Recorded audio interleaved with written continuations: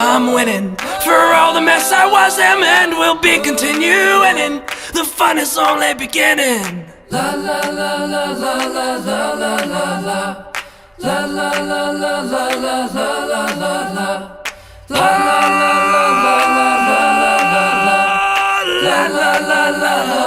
la la la.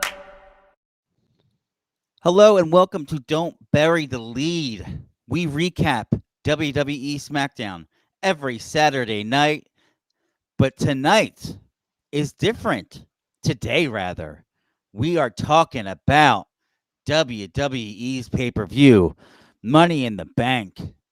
My name's John Zindel. I'm joined by Dom Scarcella. Dom, go ahead and tell the people a little bit about yourself. John, I want the truth, but can I handle the truth? That's the question. So don't bury the lead. What's our top story from Money in the Bank 2025? Dom, we don't ever bury the lead.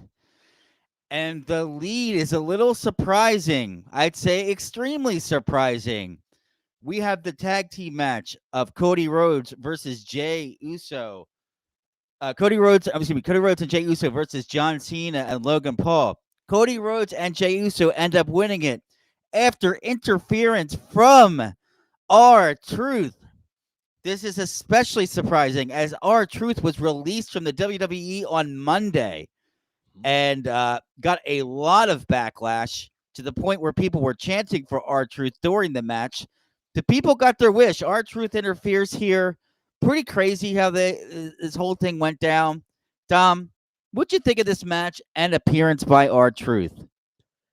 Cody Rhodes hits the crossroads for the pinfall on John Cena. So Cody has now pinned John Cena, albeit in a tag team match. The way we got there, though, was a lot of fun. Logan Paul did a springboard moonsault on Jey Uso through the announce table. So the ref runs out to check on the two of them who were just down. So John Cena brings his title belt into the ring, hits Cody Rhodes with the title belt, but then a masked man dressed all in black in the hoodie and the pants and everything runs in from the crowd, spears John Cena, flurry of punches, stands up, takes off the hood and the mask, and it's R-Truth. Huge pop. He then hits John Cena with the title belt, tosses the title belt out of the ring, gets out of there himself, and that sets up Cody's finishing move. The crowd was crazy for R-Truth. And I got to tell you, when this person came into the ring and started beating up John Cena, you could see under his shirt his skin tone, and I thought to myself, did they bring R-Truth back just for this? Or was it a swerve all along? Yeah. It is so tough to tell. And Dom, I think, for the sake of a short video or cheap heat, maybe outside of the match here, we could just kind of break down the timeline and try to figure out what the hell happened here. So we have Monday hit. We have R-Truth defends or is in a title match against John Cena. R-Truth has been with the company for years now, and he's in a title match with Cena. He's over as he's ever been. He's always been a very consistent worker. You could plug him into a lot of different spots, and R-Truth has just been a likable guy and good in everything he does. So WWE releases R-Truth on Monday, and on Monday, R-Truth sends out kind of your default tweet. We had other people kind of, tweeting about him leaving and how much he meant to the company and all this stuff. I think Road Dogg said something about the bean counters, and then he deleted the tweet. So it all seemed like, he got released and people were just kind of giving their 2 cents, which was they weren't happy. Some people internally, and then also some people were like, oh, he was great. In addition to all of this, so, Monday goes by. Sean Ross Sapp, who's really reliable, says it's a release. It's not a joke. Everyone kind of thinks it's a joke. Eventually we get to a point where this last night where R-Truth then comes back and he's on WWE TV after he's supposedly been released. And there's only two real scenarios here, right? One, it's a crazy swerve, and they built this whole thing up. I don't know what the point of the swerve would even be outside of just to mess with like people on the internet, which go for it if that's what you're into. It could have been a swerve, or there was so much backlash for when he got released that they said, you know what, let's just give him a contract, get him back on the payroll, and pretend that this didn't happen. So it's one of those two things. Dom, I've kind of laid it out here, and I explained the timeline. What did you think here? What did you think that that actually happened? And I'll share your screen. I've got his tweet up there because I want to point out a few things. 22.5 million views on this tweet, 283,000 likes, 20,000 comments, including from people like Rhea Ripley, other wrestlers, Naomi, Trinity Fatu, Ricochet. So people were all in on this here. I'll give you a third option. R-Truth was not released, even though that's the word that he uses in his tweet. He was not offered a new contract, which means that whenever his current contract runs out, he's done. So the third option could have been that he just had some time left on his contract and they wanted to do something more with him, but he's still not going to be renewed once his current deal is up. However, this all serves a purpose because you could hear the crowd. I mean, apparently before the show started, people were screaming, "We want truth." Yeah. Like that was all the buzz. That almost overshadowed the rest of this pay-per-view was the Ron Killings news. People in the crowd, we want truth. We want truth. So when he shows up, it's the huge payoff. Now, I've seen snippets where Triple H has said something like, yeah, it's all part of the show. So maybe it was a swerve. But but Triple H saying it's all part of the show, that could be anything, though. It's very vague, right? Was it really a swerve? Was it really that they listened to the fans and brought him back on a short-term deal? Or was it really that he had time left on his contract? They just told him he's not going to be renewed. And so, two things the WWE is very good at. Number one is planning things in advance and working through a storyline. They're very good at that. But the other thing they're very good at is social media engaging short-term buzz. Now, that doesn't mean that they always change plans based on short-term buzz, but they are very good at using social media, whether it's short posts on Twitter, on Blue Sky, on Instagram, or whether it's short videos and things like that on places like YouTube and wherever else they have YouTube channels. By the way, Don't Bury the Lead is on YouTube. Subscribe at Don't Bury the Lead. Yeah. But this is, whatever people knew and whenever people made the decisions behind the scenes, this is the perfect storm for WWE. They've used social media. They've gotten people engaged. They've gotten people interested in it enough that when they show up to the event, they're screaming for R-Truth, and then they give people a payoff. So whatever got you to those results, the WWE did very well with it. I don't have any inside information as to, what the backroom creative was, what the business people deciding was, whether Ron Killings was in on this from the very beginning, or if he got a phone call on Wednesday and said, Truth, since you're still under contract for another however many weeks, why don't you show up in LA? Yeah. We've got something for you. So I don't know. I just know that what we saw on Saturday night was pretty cool. That was a good show there at the end. And if he's got this still, this got to really guarantee if the third option is true, where he has a little bit extra time and they want to utilize him, he's got to get extended. It's just like the crowd's cheering the whole time. Yeah. He's so over. It's Mhm. like, all right, what more do you want from a pro wrestler? Yeah. He's got other pro wrestlers coming to his defense on social media. This sounds like the other wrestlers were maybe not in on it, because frankly, the John Cena heel turn, nobody was in on it except The Rock, Cena, Triple H, and Cody, of course. Yeah. So the WWE is good at hiding things when they want people not to know about them. I think even, when they decide like winners of matches and stuff, they sometimes do it like the day of, right? They try to figure it out and who's going to go over. And that's when they like reveal, right, to the wrestlers what's happening. So it's certainly true that they keep some of that close to their chest. Mm-hmm. And in this situation here, it's totally possible that the rest of the company wasn't clued in on what was going to happen. It would be wild if it was a swerve. And I actually don't. And like, if I want to, if we're doing conspiracy theory stuff here, we might as well exercise because this is conspiracy theory stuff. What if, like, and Triple H has alluded to this, that there's always people out there that he wants them to be fans.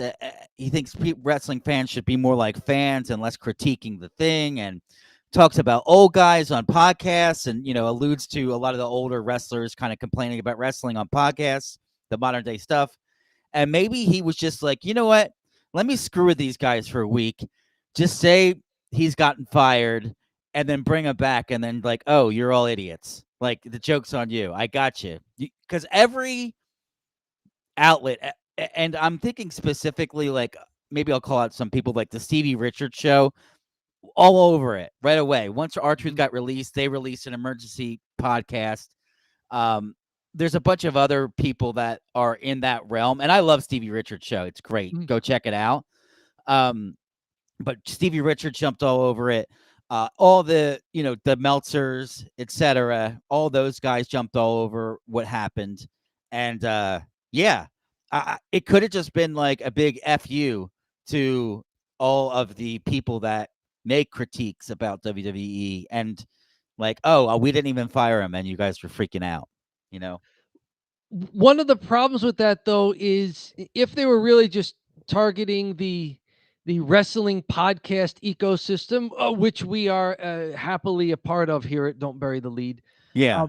The problem is they risk burning the real wrestling journalists out there, like Sean Ross Sapp, like Peter Rosenberg, who was on the post show for Money in the Bank, talking about how he was having a conversation on the phone with R-Truth this week about it. Mm-hmm. And so you risk burning people whose real reporting is valuable to your brand. Yeah, like Sean Ross Sapp, he's like the insider that when he says something, that's typically right on point. Meltzer usually just makes stuff up, and like a lot of guys just make stuff up and post it, and like whatever, it'll get clicks. And but like Sean Ross Sapp, he's a guy that they can release stuff to, and then he can kind of straighten stuff out for like what's going on in the back. Like, he's that liaison, right? So now you've got, like, if Sean Ross Sapp says it, I'm not going to believe him, because it's like he already blew the R-Truth thing. It only takes. I wonder if other people did that. Like maybe PW Insider had the same problem. There's a lot of, I don't know how many are out there, but there are enough. Like, pro wrestling is big enough that there's real journalism going on around it. Yeah, for sure. And have you now burned these guys? That's an interesting point, as if we're going conspiracy theory talk here. Like, that's kind of a bad idea, but also, they kind of, maybe it's a little bit of a power play. Like, hey, you guys are talking about my show, right? You're talking about my show. I'm not talking about your show. Let me just throw a curveball at you just to screw with you guys. And you know what? Just seeing the pro wrestling business as it is, it could be very petty, right? So I would not put it past anyone in pro wrestling. Like, look at some of the tweets that like Tony Khan the nicest guy in the world, has said about Triple H. And Triple H, the little off-color things he said about AEW, like, these two don't like each other, you know? Mm-hmm. And there's people that just don't like each other, and they get very petty and childish. I hope this was maybe just a little bit of chaos, and not that they planned all along to not only make their other wrestlers look dumb on social media, but also, screwed over some serious wrestling journalists who have sources in the company and do their best to report on it like it's a real business and like it's real entertainment, not paparazzi stuff, but real stuff. I hope it was just a little bit of chaos that, Ron Killings announces that he's not going to be tendered a new offer. Yeah. And stuff blows up, and WWE decides he's still under contract for however much time. Let's bring him back. Yeah. At the end of the day, though, all's well that ends well. I think the people have spoken. It's gotten him way over as a result. And, I think you're going to see him. We're going to have this run back, right? I mean, when you talk about who's the guy that's going to beat John Cena for the title, R-Truth has got to be thrown in that mix, like a little more seriously than others, right? I'm also wondering if he comes back as R-Truth, or if he comes back and says, for whatever time he's got left, he's Ron Killings. Ron Killings, and just goes back to and goes serious, and like, I'm not a goofball anymore. And if people will go, you know what I mean? Yeah. I don't know. We'll see. Very interesting stuff. I'm glad. I just want to rant about that because I feel like we should post a video about it. Maybe let's pivot here. We've been talking about R-Truth's return. Let's pivot over to. You want to do anything else from the match itself? Real quick about the match. I was not going to put it in the lead until that happened. I was going to put the men's Money in the Bank because it's Money in the Bank, and it was okay. And I was like, the tag team match is something that you would see on SmackDown, like a good SmackDown main event, but it's a SmackDown match. It's a tag team match against 4 big guys in their company. I liked it. I thought it was pretty good. I love the heels not working together. Finally, it's starting to be like, it's like they literally listen to our show, because that's always been our gripe, is like, and I think it's more you, and I just agree with you, but it's I'm kind of stealing your joke here, but the heels always seem to be like this well-oiled machine that work together so well, even though they're supposed to be like people of low character, I love it. It made sense. At first, I thought maybe they were trying to swerve the baby faces, with a fake dispute. But it looked kind of it looked like it was just a good heels not getting along. John Cena as a heel, I like the persona, but maybe I just haven't seen him wrestle in a while, and I just remember the much younger Cena as being more active. Do you look forward to John Cena matches? I don't look forward to John Cena matches. And it's not just the heel antics of stalling. It's like, I think he's doing too much of it, and then he's not doing enough when he finally wrestles. Like, Gunther is a heel. I look forward to Gunther matches. Right? It's not just, like, oh, he's heel Cena, so that's why he's doing. Like, I don't look forward to a John Cena match. Yeah. I in my notes here, I said Cena looks old. He's just old in there. And he's so geared up still. He's on the Rock steroids, whatever they're on. So he's still big. But then, like, when he moves around, it's like, woof. A lot of his moves is kicking now. And his foot he's barely getting his foot up. He just looks, it's weird because it's like, it's almost like he's fallen off a cliff from an athletic standpoint, like pretty bad. And, he's getting the chance you can't wrestle because he can't. He's not wrestling in there. He's just doing his running and doing like 2 moves of doom. He's not even doing all the moves of doom anymore. Right. He's just got like 2 of them. It's a little bit like when Flair was getting older and he just had the chops. And he's like, that's all I got anymore. It's just the chops. Like he's got nothing in the tank. It's tough to watch. It makes me think that they had to turn him heel because there's no way that this John Cena as a baby face, like the crowd really would have turned on him with go home heat. Yeah. There's some stuff that he is like running around and running away, and that's all great and that's good heel stuff. And I love that. And it's like kind of old school. But like, I just think he just needs to add a couple moves to his repertoire or like just look at some old tapes of some stuff, guys that are older that have been successful wrestling, or even like stuff from the 50s and 60s when it was really boring and slow, and just like pull that stuff. And the moveset and the style that he's working now, I'd like to see him get a little better, especially being their champ.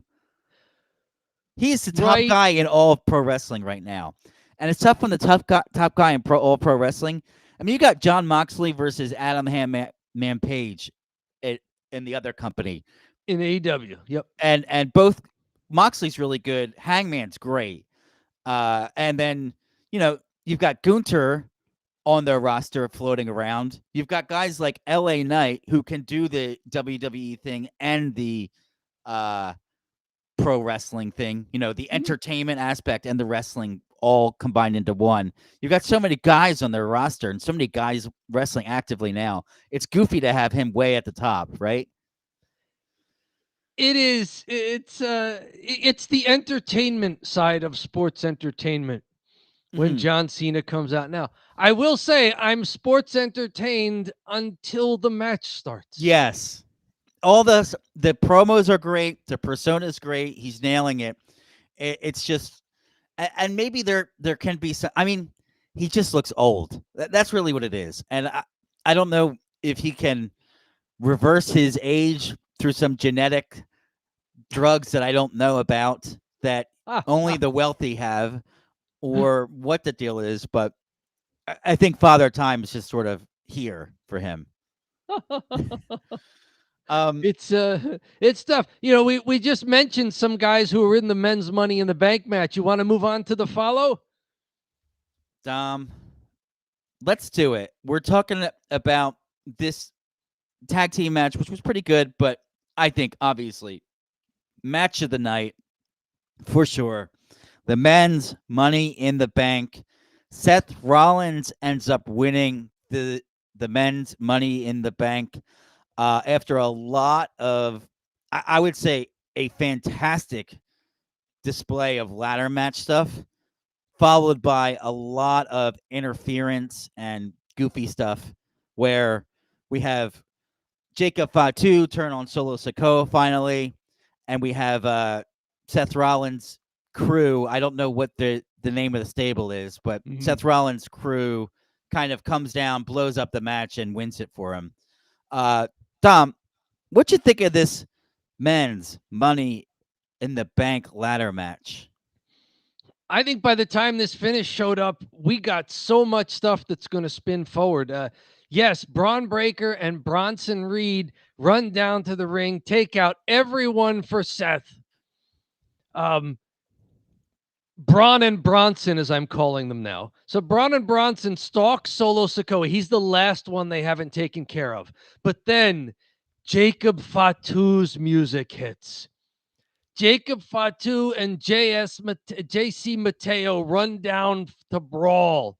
And this was great. It was faction on faction stuff. Jacob Fatu winds up standing tall, sets up Solo Sikoa to climb the ladder. But then, as Solo's almost all the way up the ladder, Jacob Fatu grabs Solo's ankle. And he says, "I hate you," which is the riff on his old Solo, "I love you." And he destroys Solo Sikoa and then just leaves the ring.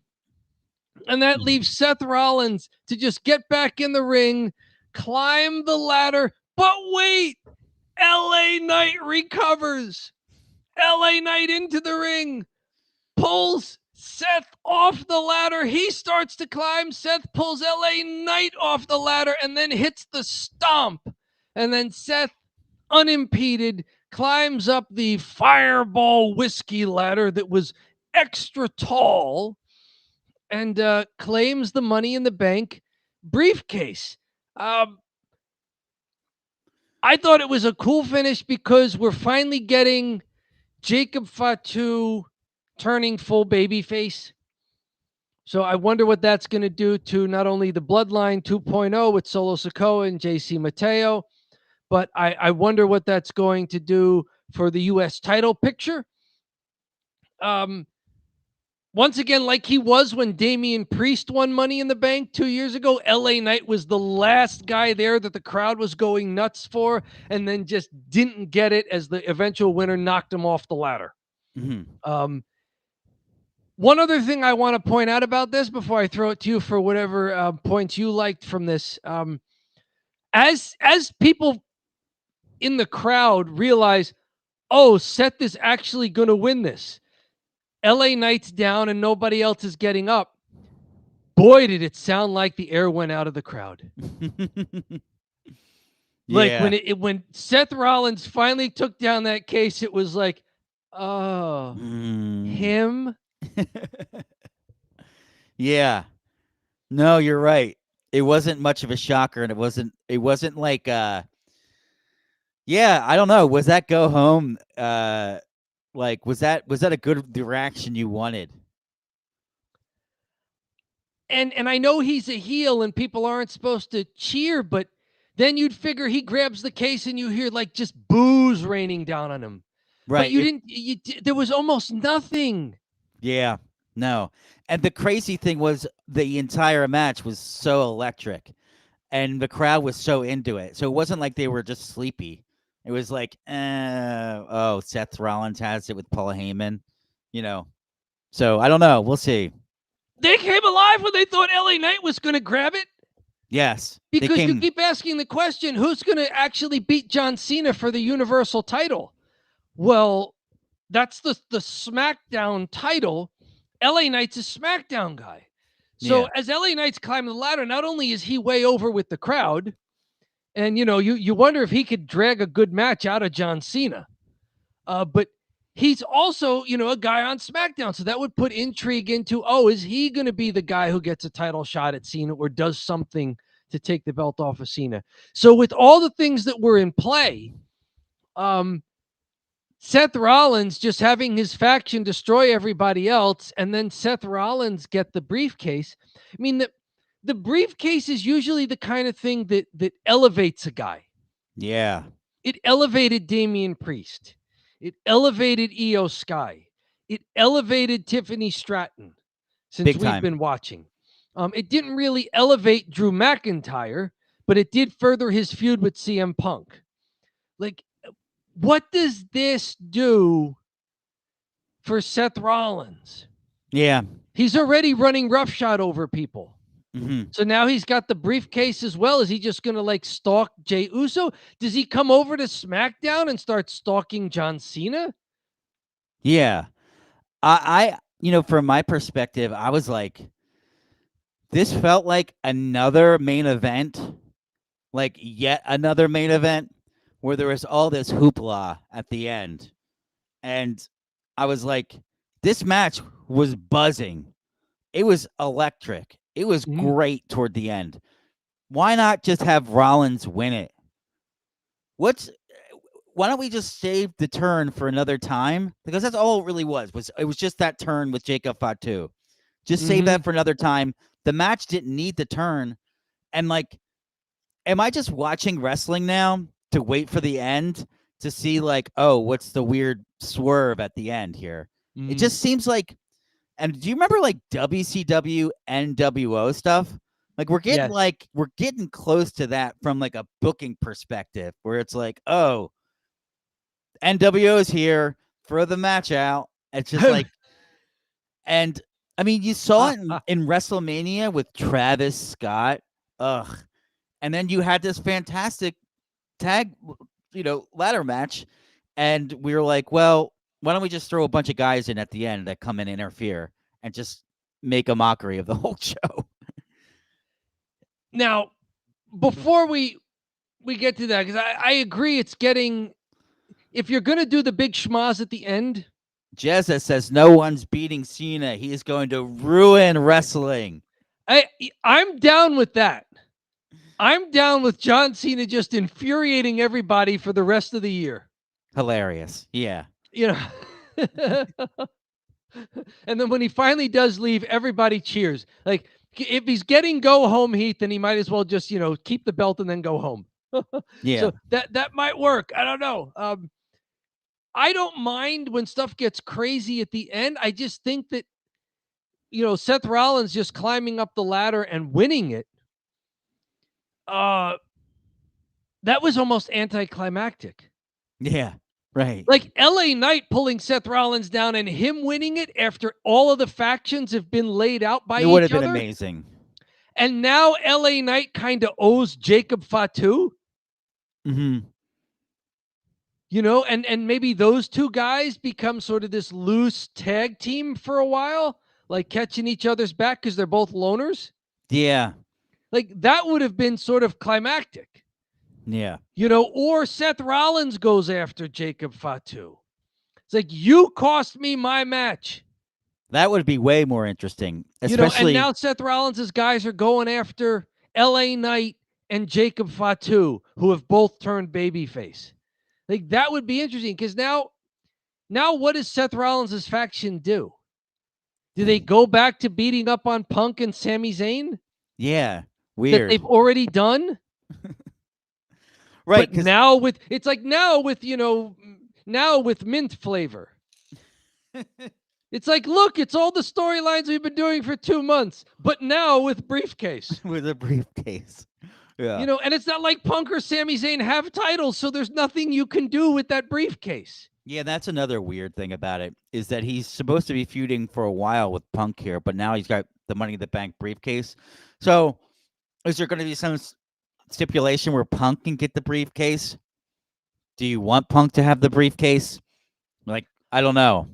Oh, does he put the briefcase up in a big match? Mm-hmm. And then Punk wins the briefcase from him and goes after Cena. Yeah. That might be the... Yeah, I like when we talk about this kind of stuff because it almost ensures that it doesn't happen. Right. Because WWE, we know they're watching us. We don't want to They're spoil watching the us. ending. And if we say they're like, oh, for crying out loud, now we can't do that. Yeah. Yeah. Because these two tools are going to harp about it forever. Yeah. But the thing is, I don't... from the match that you really like, because you mentioned that there was a lot of great use of the ladders in this match. Stuff that you wanted to call out. Anything there? I really loved the way that oh my God, Chad Gable. What is his name? El Grande Americano from the Gulf of America. El Grande Americano is over. Yes. Over. He's getting like perfect reactions where they're a little mixed, right? Mm-hmm. Especially in Los Angeles. We've seen that before. A little mixed with what direction they're headed in there. I think it's hilarious. And Pat McAfee and Cole and also is that Wade Barrett as well? Barrett are both. They're all three of them are doing a great job with Chad Gable because and he's like, it's Chad Gable. They're like, no, it's not. you know? And he's like, well, I saw it in Wikipedia. And it's like, what, do you just believe anything you read on the internet? And the crowd is chanting, that's Chad Gable. No, it's not. That's Chad Gable. No, it's not. That's incredible. And he's like made for this match. Him and Penta. I think this is the best I've seen Penta in WWE was this ladder match. He was really at home here. And I thought Chad Gable was outstanding in this match. He points to the crowd and puts the fingers up, and everyone is doing it. It's a good sign. If he puts his hands up and the whole crowd's putting their hands up too, it's like he's over. I think this involved Penta as well. Chad Gable's on the floor as Penta's climbing the ladder. Chad Gable climbs back into the ring via a ladder over the ring post, hops on a ladder that's leaned up against that turnbuckle from the inside, pivots himself through the air onto the main ladder and grabs Penta. Oh, wow. Just Yeah. a great sequence. Yeah. Later on, LA Knight winds up like side slamming, I think it was El Grande Americano, off the ladder, and that kind of took them both out for a That while. was nuts, right? Right. And they managed to do it where they didn't land on a ladder, like just barely. It looked so close. It was Right. so close to hitting the ladder. I was like, oh man. But and that's what a ladder match is, right? It's always so close to disaster. It really is. Yeah. You mentioned El Grande Americano, because I'm not sure it's Chad Gable doing the two fingers in the air salute there. And then Solo Sikoa is doing a good job of mocking everybody's whatever they do. Like he's mocking El Grande Americano. He does the two fingers at one point. Cesaro at one Nero. point, yes, he mocks Penta. Mm-hmm. And then another time he mocks LA Knight after flooring LA Knight. He just stands there on the apron and he does the pick up. So Solo's really getting into mocking other people's signature moves. Mm-hmm. And he's getting a crowd reaction with it. I saw that chat that came in there. Give Penta the IC title. That might be a really fun match. Dominik Mysterio versus Penta. Yeah, for sure. Anything else you want to point out from this match? It was a long match. It went 34 minutes bell to bell. There was a lot of action even before we got to the finish there. Penta hitting the Mexican Destroyer on Andrade on a ladder that was bridged from the turnbuckle to a middle ladder in the ring. Like, that was crazy. El Grande Americana following Seth Rollins up the ladder and applying an ankle lock as Seth is dangling over the top of the ladder there. That was cool. As the guys on the announce crew go, oh, look, Michael Cole applying an ankle lock, just like Chad Gable. And then, Wade Barrett and Pat McAfee are like, or like Kurt Angle, or like anybody else who's done, like Ronda Rousey, anybody else who's done the ankle lock, It's great. I love that even though Michael Cole's obviously correct, the other two are good at arguing. So Yes. it's like he's getting out argued even though he's correct. It's like the perfect dynamic, yes, like if Cole's trying to speculate and connect the dots and like, oh, there's another explanation. Right. And they're like kind of they're teaming up on him a little bit, which is it's a good chemistry that they have. Yes. So Seth Rollins, our Money in the Bank winner. How about we shift to the women's Money in the Bank? And I just want to give a cheers to a don't bury the lead person we've been kind of pulling for, or at least I have been. Naomi wins the Money in the Bank. This opens the show a little unique because we have some wrestlers I don't really know a ton about because they're like NXT or Raw, but not really a star-studded ladder match. But three of the girls, are veterans in Naomi, Alexa Bliss, and who's the third one I'm forgetting? Rhea Ripley. Rhea Ripley, of course. Mm-hmm. So they have like three of the people that you would know, and then three that I just really didn't know much about. Recent NXT call-ups, but great athletes. Mm-hmm. And I thought any one of them could have won it. Those are Roxanne Perez, Stephanie Vaquer, or Julia. That any of them could have won it. And really, that's what Money in the Bank is for, is to elevate somebody. Like that. That's been it's a purpose of it over the years. It doesn't have to be for that. But yeah, I saw the names in this match, and I'm like, okay, Rhea Ripley doesn't have a belt. Might as well put her in this match to get her in a title picture again. Alexa Bliss has been back very recently, and they haven't had much to do with her. Naomi is off of a heel turn and a character change, and the other three are NXT people who've been called up to the main roster within the last, 6 months? Mhm. So this was one of those, boy, anything could happen matches. I liked especially how the new people, the NXT call-ups worked. Roxanne Perez was fantastic. She turned Rhea Ripley's Razor's Edge attempt into a Hurricane Rana into the ladder, then moonsaulted onto Rhea on the ladder.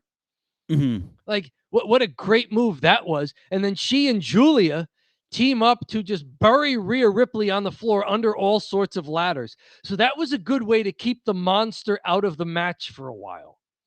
Mhm. You know, so Rhea Ripley's not just in there destroying everybody, as you would figure. Yeah. Right. So I liked that aspect of it. I thought that was cool because Yeah. the imagery of it too is like, Mhm. oh, cover the monster with all the ladders, and like, Yep. she's got the hand, like, kind of. It was like old slasher films or old like horror films where like Yes. they bury the thing and there's the hand showing. Mm-hmm. Mhm. Now, Stephanie Vaquer does a dragon screw on Naomi caught up in the corner. Naomi really sells her right knee, but only for like a minute. But like, I thought that was another really cool move. Stephanie Vaquer got way over with that move she calls the Devil's Kiss, where she sort of does a head scissors with her knees with her opponent and then drives them into the mat with her knees. We saw Charlotte Flair do that during the WrestleMania match with Tiffany Stratton as sort of a real nod to Stephanie Vaquer, which is like really cool. You've got Charlotte Flair doing your move in WrestleMania. So the Devil's Kiss move by Stephanie Vaquer, that is way over. Yeah, for sure. And she is with it. So really the three new people, Roxanne, Julia, and Stephanie Vaquer, like they showed well for themselves in this match. And like the crowd was into what they were doing as well. So good sign for each of them, even though they didn't win it. Alexa Bliss and Rhea Ripley, there's something there between the two of them. Like there's some sort of mutual respect. Like a lot of times, if they were the only two women standing, they'd glare over at each other and kind of smirk. Mm-hmm. And the finish winds up with the two of them on the ladder battling it out when Naomi gets back to her feet, topples the ladder with both Alexa Bliss and Rhea Ripley on it, and then all alone climbs the ladder and reclaims that briefcase. So, it winds up being the three veterans there at the finish. Yeah. Yeah. Naomi foiling Alexa and Rhea. There weren't so many nutty spots. There was one that was so goofy. That like Mexican flippy power bomb. I don't know what you'd even call it. Do you know what I'm talking about? The Code Red, the Mexican Destroyer. The Mexican Destroyer. Okay. So when they do the Mexican Destroyer, two of the like four people, so two total Mexican Destroyers get done. But and the ladders are set up, and it just took forever to get to because the two competitors, like the two NXT call-ups, are fighting each other, and they're punching and they're punching and they're like looking. And Alexa Bliss has to get up to go do the Mexican Destroyer herself. So they're like trying to make their way up, and they're like fighting up. And the other two are just kind of waiting around, and they're like way early to the spot, and someone's either way early or way late. But it just took them forever to get to it. And then it was like, okay, they did their viral moment thing, WWE style, like the very big spot where they had four people falling at once and two people doing the Mexican Destroyer. So two of what I call bridge ladders, where you put a ladder on the second turnbuckle and then it spans across horizontally and connects to one of the rungs on the big ladder set up in the middle of the ring. And so they had bridge ladders on opposite sides of the big ladder into opposite corners. And yeah, Alexa code reds Naomi as Roxanne Perez code reds Stephanie Vaquer on opposite sides of the ring. And yeah, that was within the last 3 or 4 minutes of the match. It was a great looking spot when it finally happened. But yeah, it's a little clumsy doing too many tandem moves. Like you're already battling against the equipment. Yeah, seriously. So to then have to coordinate with other wrestlers who are also battling equipment becomes a little too much. What do you say about this match overall, and especially the outcome. Naomi winning it. Fantastic outcome. I Okay. can't. I'm not even going to complain because I just like the outcome so much. I was afraid one of the NXT women was going to win the Money in the Bank and take it to NXT. So that would be like, that would be a way to do something with it because you can't have one of them get pushed yet, right? None of them. Oh, that would have been cool though. I was thinking that they could take it down and then you'd have like an NXT Money in the, like you could have an excuse to have it be cashed in there rather than have it cashed in. Like sometimes I think it can cause a problem with booking. Like a lot of times, like Baron Corbin had no business winning the title and he won the Money in the Bank. And then they're like, what do we do now? And then they had him cash in and lose. And it's just like, if he loses it, then he's a huge loser. So it like kills the push, but you can't give him the title because he's not good. Or he's not a champ, I would say. He's not champ quality, yeah. Yeah. So so I'm glad. Is Naomi champ quality? Yeah. I'd say so. With the heel turn, yeah. With the heel turn. Pre-heel turn, I thought she was a solid mid-carder. Yeah. But with the heel turn, I think she finally has a personality. Because before her it's odd because she's always been a face. And she's always seemed like she'd be a face. But she seems to be embracing being a heel a little more. Yep. And it's kind of a heel you don't really see. It's like she's just crazy. She has the caution tape all over her. She's screaming like a wild banshee. Like she's just being nutty, right? Yep. So I'm cool with her having the Money in the Bank, and I think, her realism on the mic too. I'm not saying she's great at the promo, but it comes off as authentic, which is hard, right? What you want, whether you're heel or face, you want it to come off as if you know what you're doing and you're into your character. You're committed to your character. She's committed, and it's a big change for her, and I like it. Other matches to talk about. Both for the Intercontinental Championships, singles matches, title matches. Which one do you want to hit first?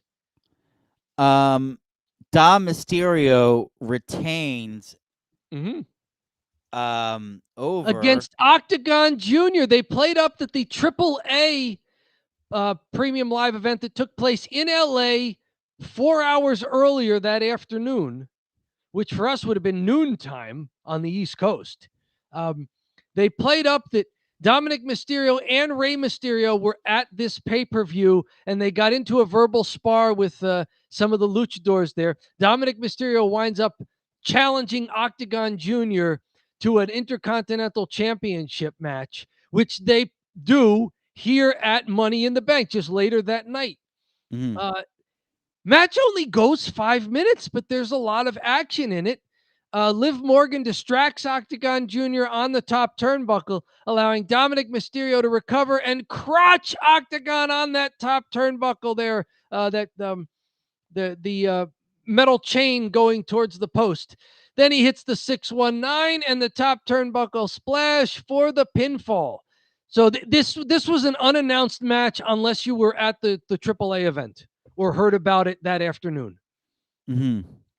It was fun for 5 minutes. It wasn't a great match because it was really only 5 minutes. I think it was cool for what it was. And somebody who chatted with us today said Penta for the Intercontinental Championship. What would you think of Penta and Dominik Mysterio stylistically and having a match? Well, if you're thinking about Penta, Dom Mysterio, for sure.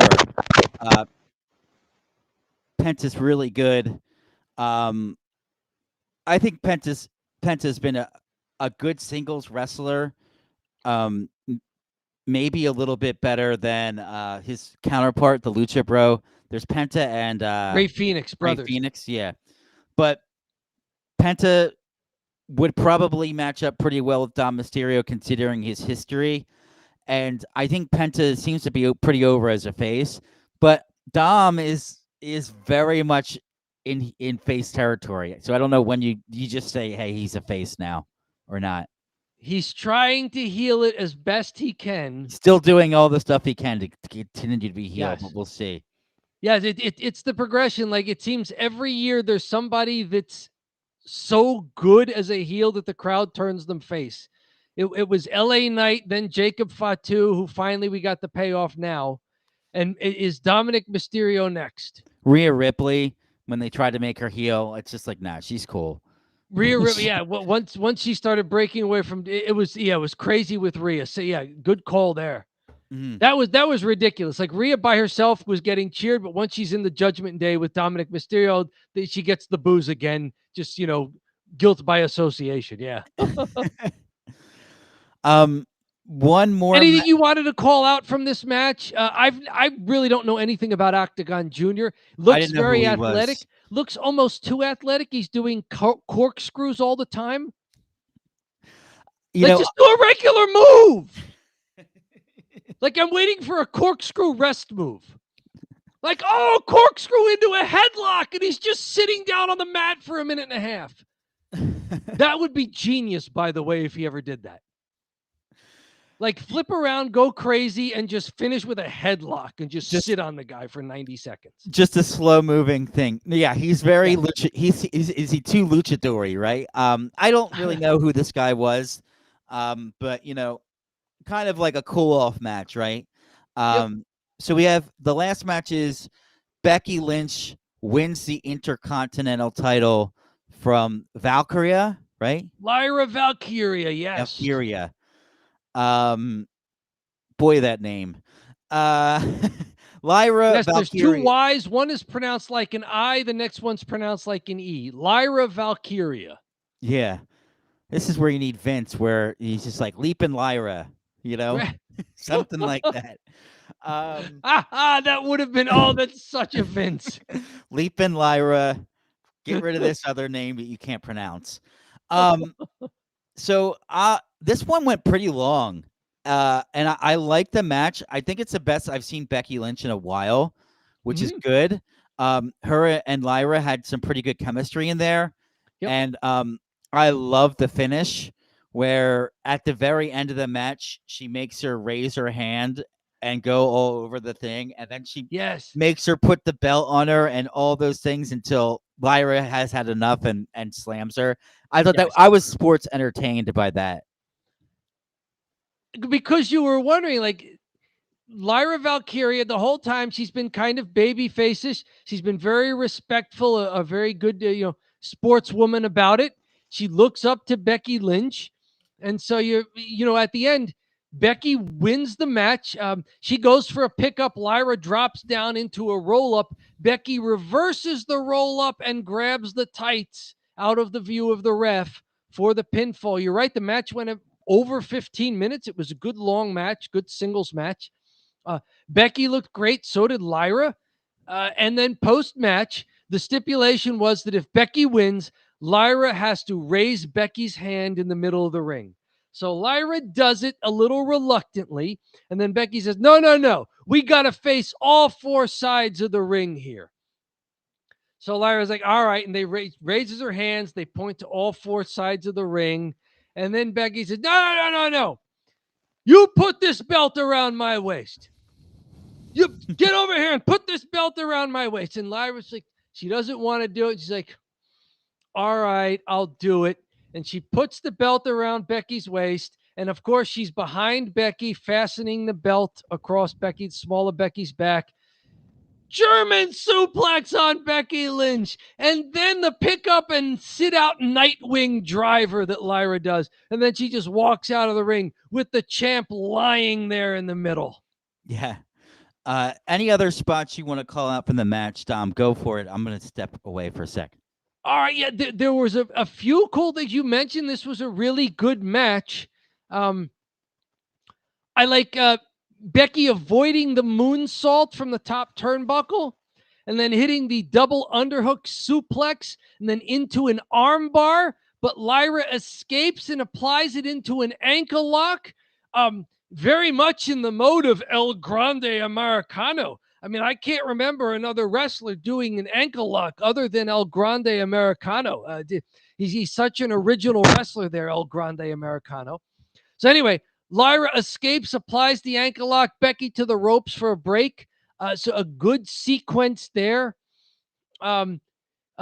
Becky hanging limp over the barricade. So Lyra hits her leg drop off of the Spanish announce table across Becky's head as they were fighting on the floor. Tosses Becky back into the ring. Lyra goes for the top turnbuckle move again, but this time Becky catches her and stacks her up for a 2 count. Lyra kicks out. So again, good sequence. These two wrestlers, if they take just a little too long, they have an answer for each other's moveset, which is what I like. I don't like just spot fest. Okay, you do your spot, I'll do my spot. You do your spot, I'll do my spot. I like reversals and defensive wrestling. I've mentioned that before. I'm like a broken record with it. But I like defensive wrestling rather than just alternating spots. So that was really cool. I like Becky Lynch getting the advantage as they fight on the turnbuckles and then hitting the manhandle slam, that Uranagi of hers, off the second turnbuckle. But Lyra kicks out at 2.5. Always People 2.5. thought that was the finish of it. Lyra kicks out at 2.5. So, like Lyra Valkyria, she's getting her like WrestleMania moments during this match, like kicking out of these super finishers and looking good. But, at the end, Becky Lynch gets the win. There was another great spot where they're each on the floor and barely make it back into the ring for a 10 count because they really hit each other with each other's best moves on the floor. Becky sends Lyra Valkyria into a post, then hits the manhandle on the floor. Becky slides into the ring at 8 to break up the count because she doesn't want to get counted out because she can't win the belt that way. She returns to the floor, but that little bit of time breaking your concentration into the ring, back out of the ring, Lyra recovered, hit her Nightwing sit-out driver on the floor, and now they're both down, and they barely make it back into the ring for the 10 count, and that was the last great sequence before their finish. I like the match. Becky Lynch is one of those people who knows how to be a heel. Yeah, she's wrestling heel. And I think we've mentioned on a previous Don't Bury the Lead, she's doing a better job than her husband.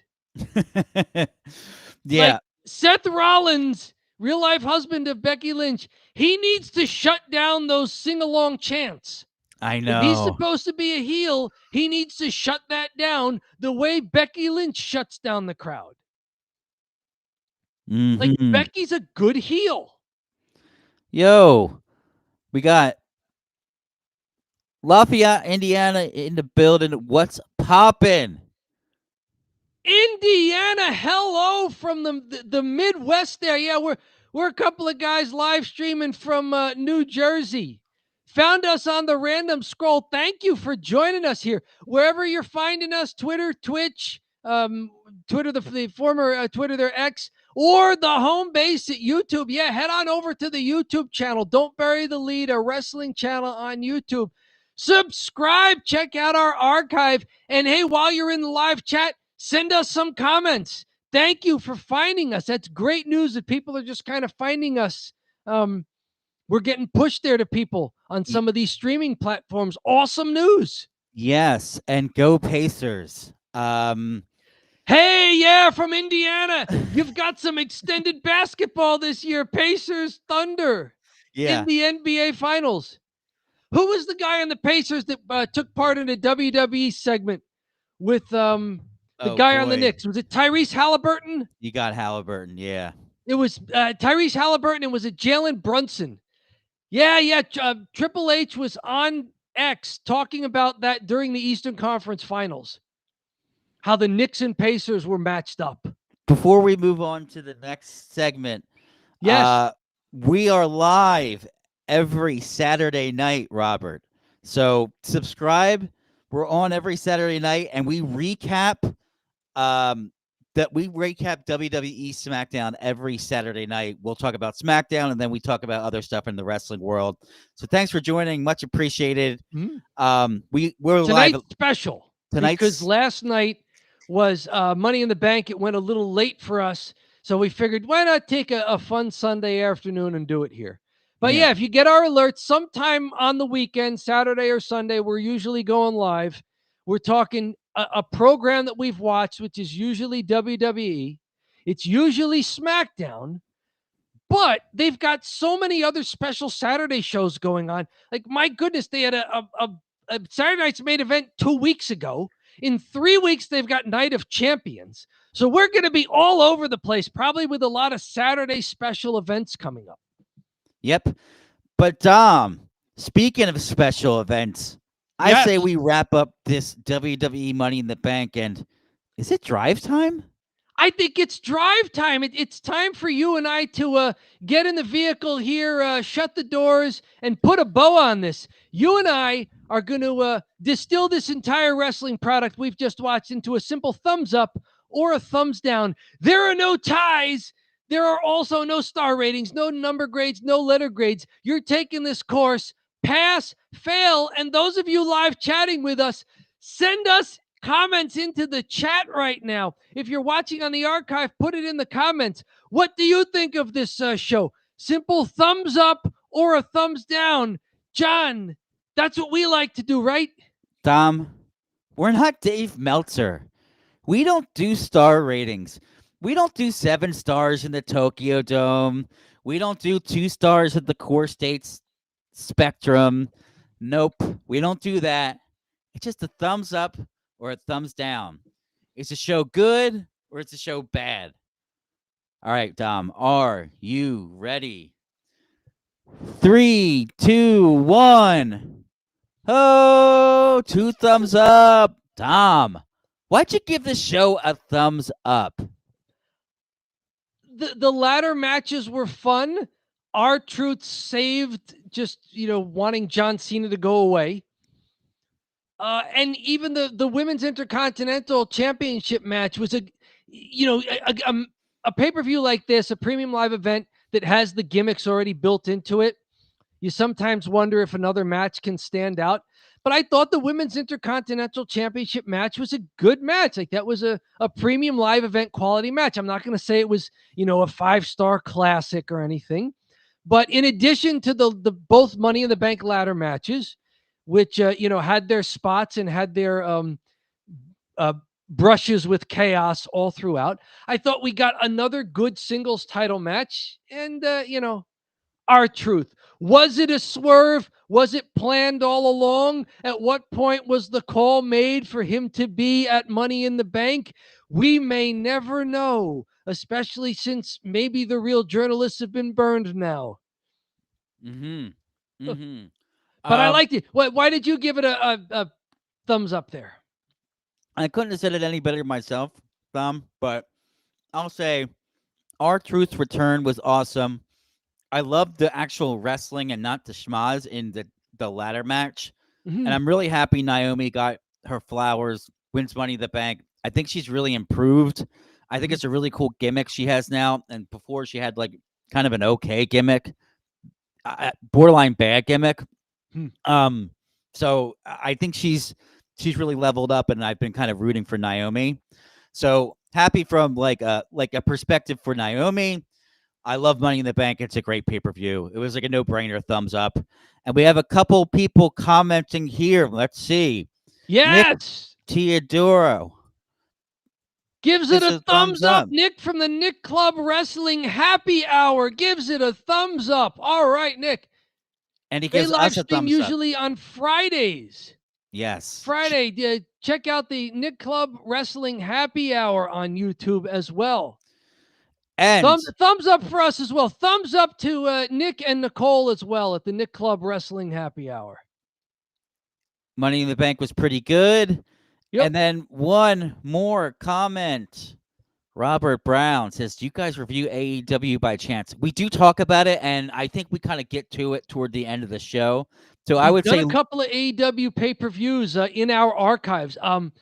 Look up I'm forgetting which premium live events of theirs we did, but yes, in our archive on YouTube, you'll find recaps of an AEW pay-per-view. One of them was it Revolution with Sting's last match? Yeah. That was We Sting's last match. recapped that one as well. So yes, there are 2 AEW pay-per-views that we've done. I think one time we did a special where you watched an AEW pay-per-view and I watched NWA's 75th anniversary show. Yeah. That made it in there. And we do we will throw AEW stuff into the rest of the show. We've already mentioned Jon Moxley and Adam Hangman Page in this live stream. So if you go back and watch the beginning of it, they've already been mentioned. So has Tony Khan. Yeah, we love TK. Tony Khan's great. Dom, we just did the thumb drive. Is it cheap heat time? It is heat time. I am wearing the sport jacket. I've got the window open, but it really is getting to summer. It's cool and overcast, but it's humid. This may have been a bad call on my part. I may switch to summer attire for the next 3 months. Yes, yes. I may be I'm cheap, but I may actually get this sport coat dry cleaned at some point and retire it for a few months. But like you're saying, it's time for our next segment, isn't it? It is time for what is this, John? Cheap Heat, where we talk about trending topics in the WWE, AEW, and other parts of the wrestling world. This is really kind of the backbone of the show. We were just doing recaps for a while and not getting too far in the YouTube world.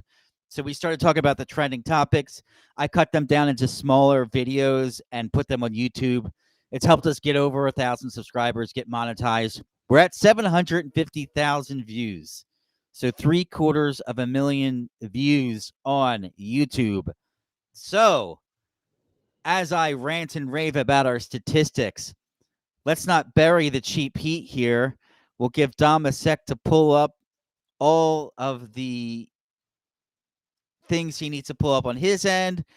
Is the chair still going there? There it is. We did a little jump ahead in Cheap Heat where we talked about R-Truth, Ron Killings, making his post on X about saying, I just got released when they're not non-tendering him. There was another wrestler, and I don't think this is a swerve, Carlito, announced that his contract is up in 2 weeks, which by now is 1 week left. It will not be renewed. On top of that, he's joking.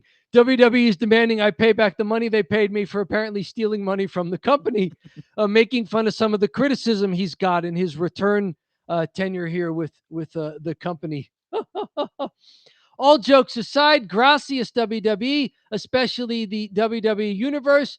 And then he does give a joke here. I'll reappear again in another 13 years talking about his hiatus from the company that lasted about 13 years before he showed up at Backlash in Puerto Rico 2 years ago. So, Carlito, what did you think of Carlito's run here? First, do you remember his first run with the WWE? And what do you think of this second run that's lasted a couple of years here with the company? I mean, I didn't notice. I was actually kind of surprised when he got released because I haven't seen him in so long. But he was over in Puerto Rico, and when he just made that one appearance, and then eventually, when he was way over in Puerto Rico, he made his way onto the roster because it was like, you got to sign this guy. He's way over. Yep. And it's kind of cool that he's able to kind of get a little bit more mileage out of his career toward the tail end. I don't really have much outside of the Puerto Rico thing, and we also don't watch Raw, so I haven't really been watching Raw. How about you? What you think about Carlito? I thought he was good as a faction member. Like, if he had gotten a big singles push, I think it would have been out of place. I don't know at this stage of his career if he could have done that, but he was a great faction member, first in the LWO and then in Judgment Day. He was the guy who could run out there, cause distractions, take his bumps, interfere, help his guys win. He was hilarious back in the clubhouse, the Judgment Day clubhouse that they would have. So he was good for what they asked him to do. Totally. You know, And not everybody's going to be in the title picture getting huge pushes. He was good for what they asked him to do. I thought his presence, I thought the crowd seemed to appreciate his presence. The folks who knew who he was got a little extra nostalgia out of it. You know, he does have a sense of humor, not only about his character, but about, you know, his contract situation. He's using the Simpsons meme, you know, Homer Simpson disappearing into the bush there. This is kind of what he's going to be doing now as his contract just runs out with non-tendered. Carlito, good guy. The top comment here and top reply was, people will never forget you got one of the biggest pops of all time at WWE Backlash 2023. the crowd was incredible. Yes, he did. And, that you was know, such a we good were there show. watching this. People loved Carlito. So good for him. You know, he turned that into a 2-year contract. He turned a cameo. The Puerto Rico crowd loved it. It was great stuff. People are angry over this. It's not quite as angry as the R-Truth announcement, but like, Carlito is appreciated. Yeah, it's sort of weird. Well, actually, Carlito kind of made sense. I mean, he was only on there for a little bit, right? And but R-Truth was the big shocker. You know, it's just the way that they do business. They don't really.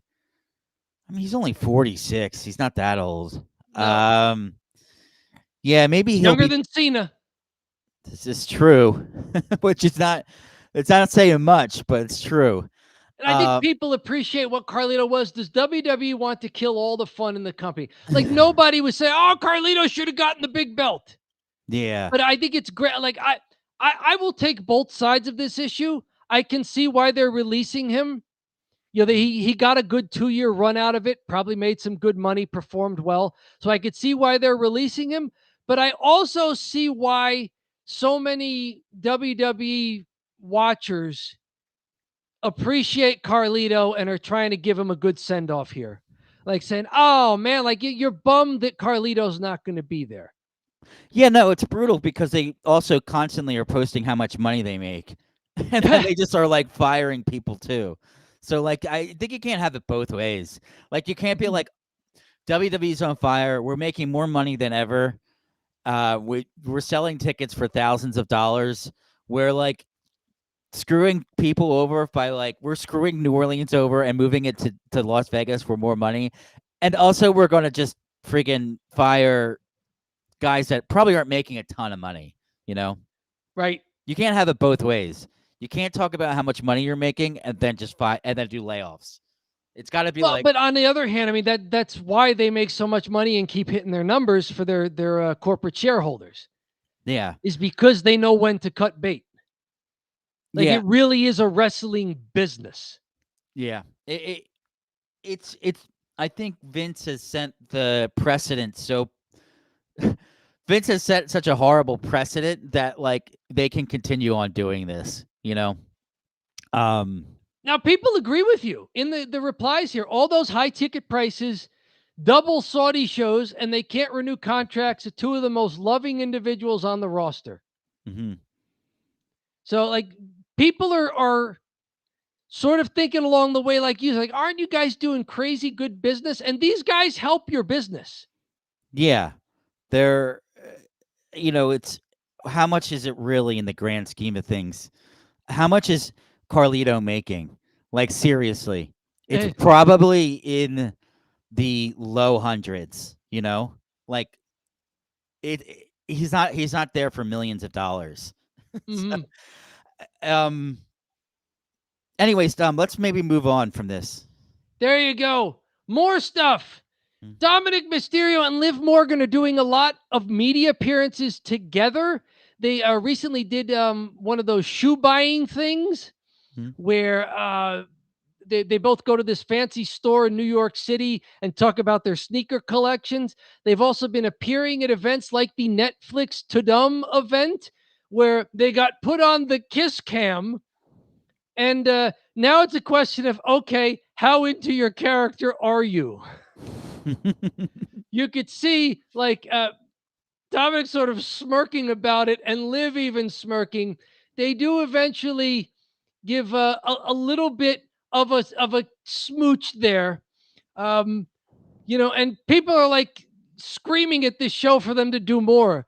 And again, I don't have backstage information on this. If Liv Morgan has a significant other, Dominik Mysterio is apparently married.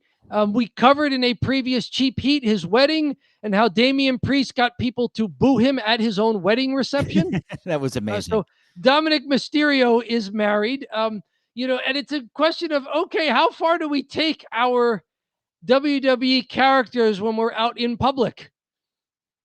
And do people not realize that they are characters in a wrestling show?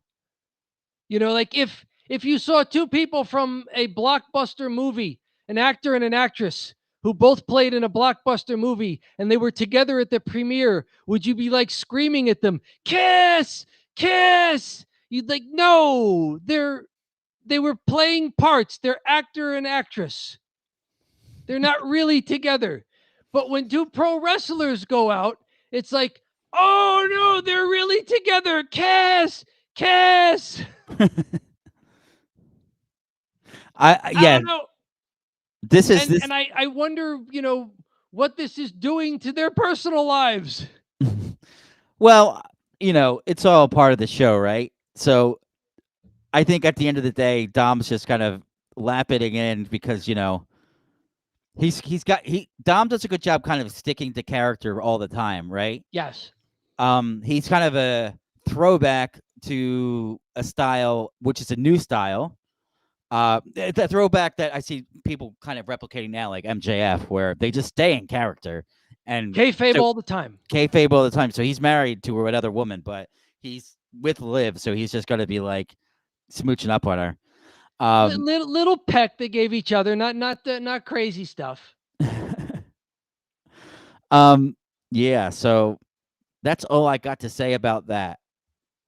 So it's fun stuff. It does call into question, what is the line for WWE as they try to keep promoting their wrestling product on other people's shows, other people's platforms? Do other people understand pro wrestling? Like they're trying to reach non-wrestling fans. Do non-wrestling fans get it? Yeah. I don't know. Some real stuff. Speaking of wrestling fans who don't get it, Pro Wrestling Insider, an arrest was made outside of the Performance Center. Liv Morgan has at least one real-life stalker. Amazing segue, Tom. One of your right? best. So from her on-screen boyfriend and people trying to get them to kiss when they go and do WWE promotional stuff, to WWE sources speaking on condition of anonymity this afternoon. This was a midweek here from Mike Johnson at PW Insider. There was an arrest last night. A suspected stalker of Liv Morgan was apprehended outside the Performance Center. 100% legitimate based on what we were told this afternoon. The arrest was made not by local authorities, which means a much larger agency is involved. This situation is completely separated from an earlier reported arrest. Things are getting too real for WWE. Folks, if you're out there, it's a wrestling show. It's not fake, but it is entertainment, and these are real people. Like, understand what the pro wrestling product is and act accordingly. No stalking. On the other hand, no taking the kayfabe way too seriously. Yeah. This is really weird. We got like a really weird comment one time on the Liv Morgan video that I posted that was like very in this wheelhouse of stalkery, like talking about how like he was going to marry her and like all this weird, really, really weird. This like a really weird comment, especially because it's like, hey, I'm not Liv Morgan. First of all, second of all, this isn't really this isn't a good idea. Yeah, there's definitely super weird people out there like this, and I've seen them in the comments, and I'm just I've got some advice for everybody in the pro wrestling community. Take your lead from don't bury the lead. just Appreciate the pro wrestling product for what it is. Respect the product and the real people who bring it to you and perform their real stunts, even though some stuff is prearranged. Like, respect pro wrestling for what it is.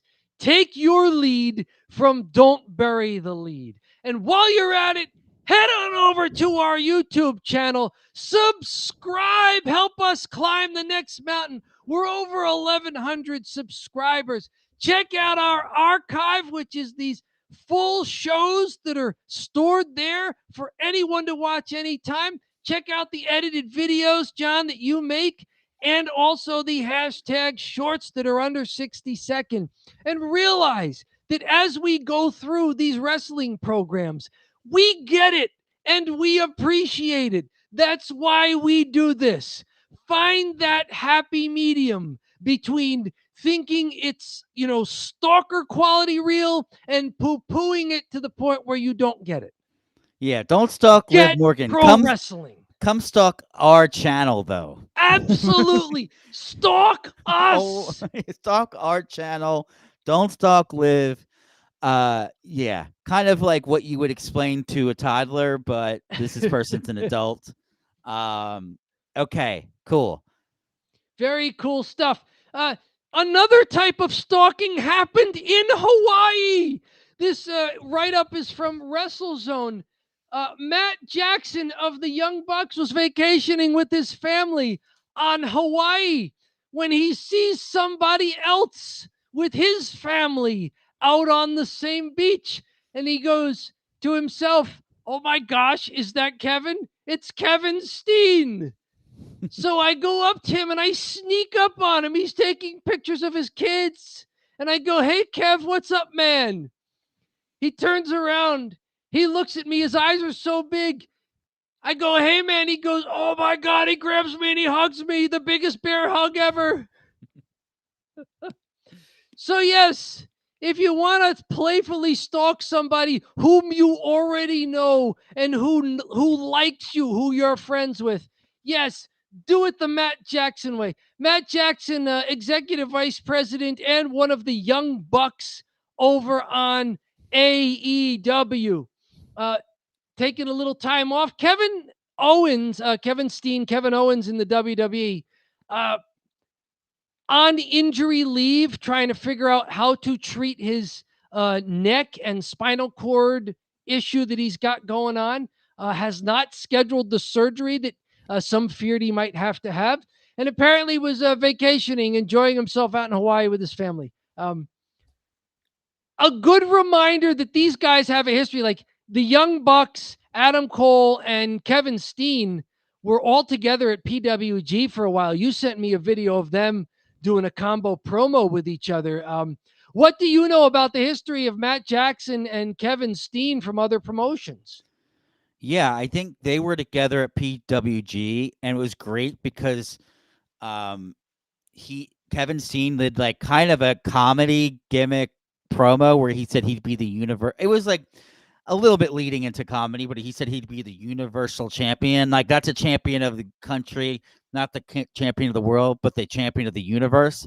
And eventually the WWE made the universal title, not based off, I don't know, probably not based off of what he said. And then he won the universal title.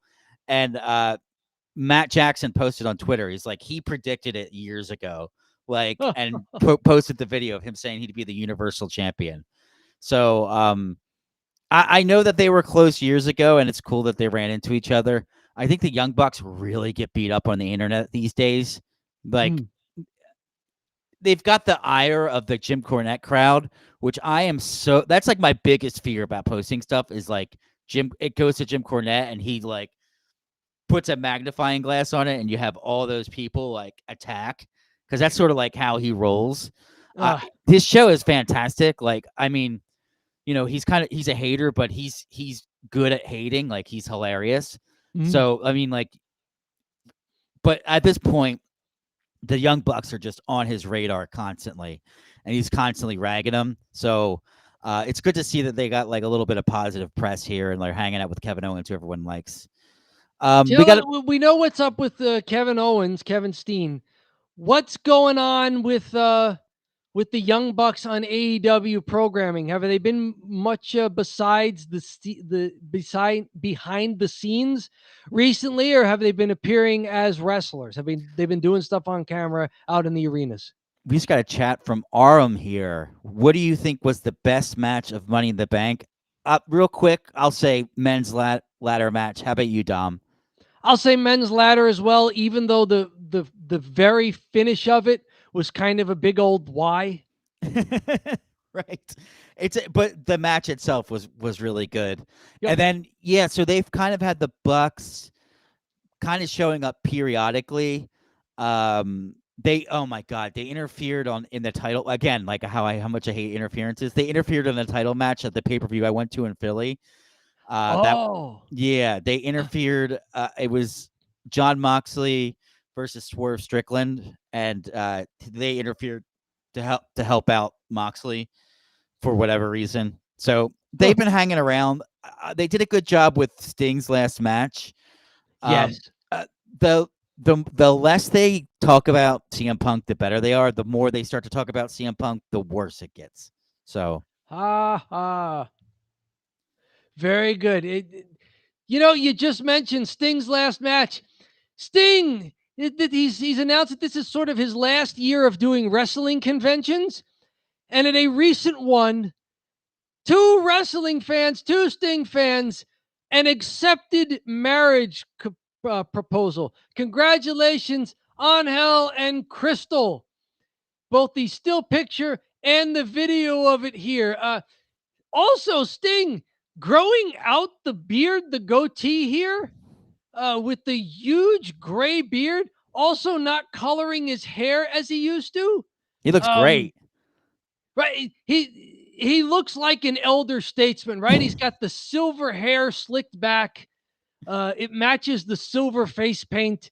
He almost looks cooler this way. I like this. Yeah, no, right? this actually, it's funny because, the face paint probably was at first a little silly and ridiculous, but I guess as you get older, it just makes you look better, especially with the gray hair and the face paint. It looks good.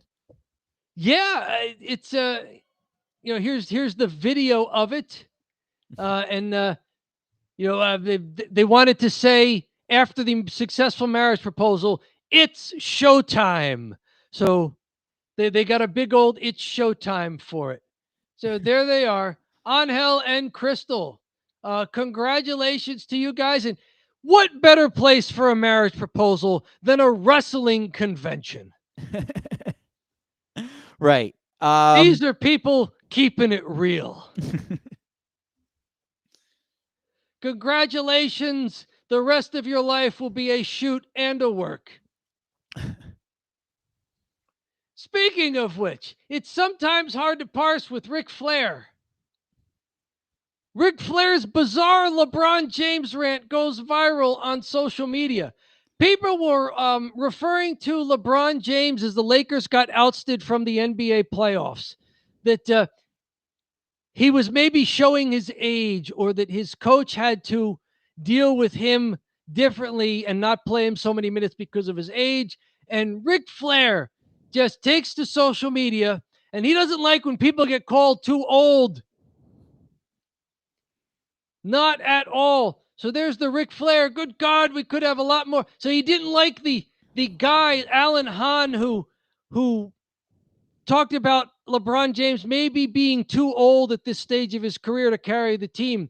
And he goes into this weird thing about how he needs to have the other 2 people on the show more than this other guy, Alan Hahn, who has never done anything and couldn't do 10 push-ups on the best day of his life.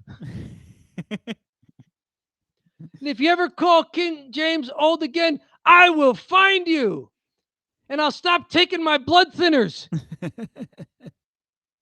So I come down there and chop you. And this is his post here. He then goes on to go after Kendrick Perkins for some reason. When you're a 2-time All-American and a 2-time All-Star, get back to me.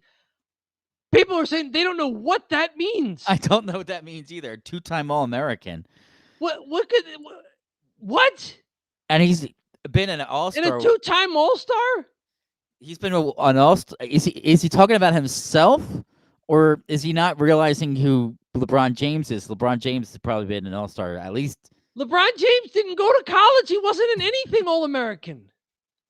He's not talking about, Unless he's talking about a high school All-American. And LeBron James has made more than two All-Star games. Yeah, he's like one of the greatest players ever. He's probably had like 15 or 20 or whatever.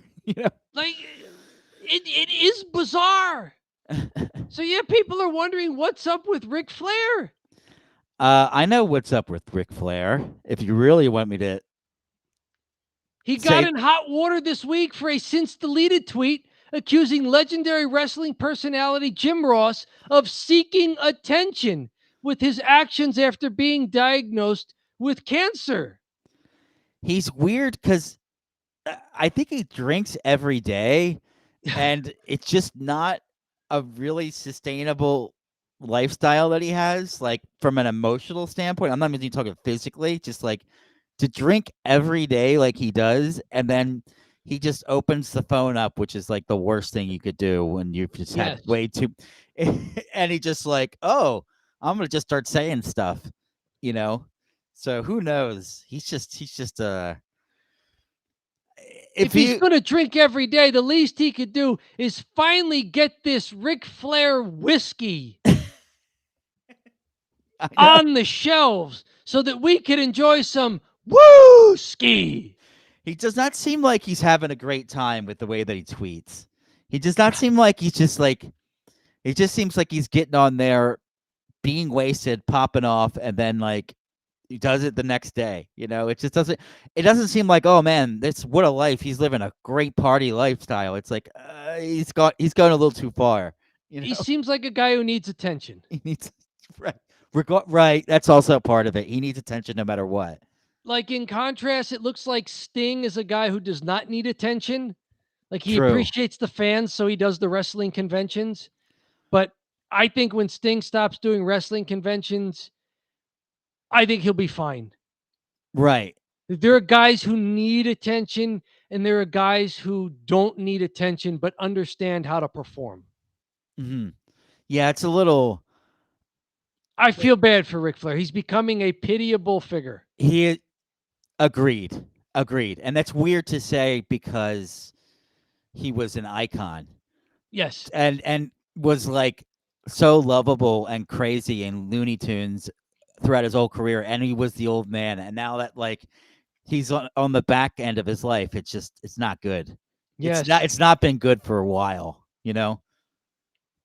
Speaking of pitiable and things that have not been good for a while, not Mercedes Moné, but what's up with that steak that they brought her to eat? Comes to us again from WrestleZone. Lots of people noticed that as Mercedes Moné is dining ringside at a recent AEW event, she's eating a steak that looks like it's been way overcooked and sitting around forever. Mm-hmm. How did she eat this thing? The joke here was that Mercedes Moné found the $2 steak that Jim Ross was always talking about. This week's episode of AEW Dynamite. It was a double broadcast of Dynamite and Collision under the Fyter Fest name. She was on commentary and dining on steak during the Mina Shirakawa Timeless Toni Storm versus Julia Hart and Sky Blue tag team match. This was rough. Mm-hmm. Apparently this was rough to eat. This was not a good steak. Now, Mercedes later admitted she likes her steaks well done. Public shaming isn't always the most appropriate course of action, but you need a reason. This is it. Donald Trump has also been shamed for liking his steaks well done. Yes. And putting ketchup on them. It's just like a heel move to do it well done. Yes. And be like, yes, I like it burnt to a crisp and very Tell us chewy. in the comments, tell us in the live chat, how do you like your steak cooked? We'll go first. John, I like it medium. I'm medium rare. Medium rare. There you go. I like the blood. Very good. Yes, you like the juices still to be in there. You don't like it overdone. I'm in there as well. I'm in the medium range. Yes, Mhm. not well done. Yeah. I'm a little weird. I like it bloody. So, And it's got to be tough to eat. What are you going to wash down a well done steak with? How about something that an ex-user found on the grocery store shelves? Tropical yeet. Will this take the edge off the well-done steak? Minute Maid Tropical Fun Punch featuring Jay Uso. It's Tropical Yeet. Does this make it any better? Why not? Let's go for it. We're gonna end on a positive note here. I love it. Let's get some tropical punch. If you've got a well-done steak and you need to know what does that pair with, perhaps some Tropical Yeet is in your future to complete that fine dining experience. That's all I got. Like Minute Maid Fruit Punch, it may be pathologically frugal. And like that steak, it is unseasonably warm. Yes. John, what is it? It's cheap heat. All right. That's our segment. That's the segment. Thank you for all who joined. Much appreciated. We head on down to the Italian goodbye, which I'm making more Irish than Italian today, as I am in a window where I have to hop off because the third man in the booth, my son, Baby John, will be awake very shortly. Very good. So, Dom, I need to get out of this sport coat. We're going summer attire for the next 3 months. I know you're sweating. I know it's super humid where we're at. We're going to keep it real short here. Dom, thank you for joining. Really appreciate it. Great job. And the mic sounds significantly better. So kudos to your technical prowess to figure out, as AI was ruining your sound. Yes. It's going to ruin a lot of other stuff, but your sound was one of the things that was getting ruined. If you buy new electronic equipment, check the settings. I had AI default settings screwing up all microphones and speakers on this laptop. It sounds perfect now. So Very I don't good. know what you did, but it sounds great. I just turned off the fancy stuff that they made the default setting. But that ruins the sound. Yes. Stop trying to make my audio well done like that steak. Right. That's like, I like it medium. I like it to have some life in it. That's well done with ketchup. Putting all Yes. this. Yeah, it made it sound like you were calling from a bad cell phone service. Yes. Okay, well, Dom, thanks again for joining. Thank you. Really active chat today. A lot of views. So everyone, thanks for chipping in. We'll have some continued content as we go through the week here. We'll definitely post some stuff about our truth. Thanks for joining, and have a great rest of your evening.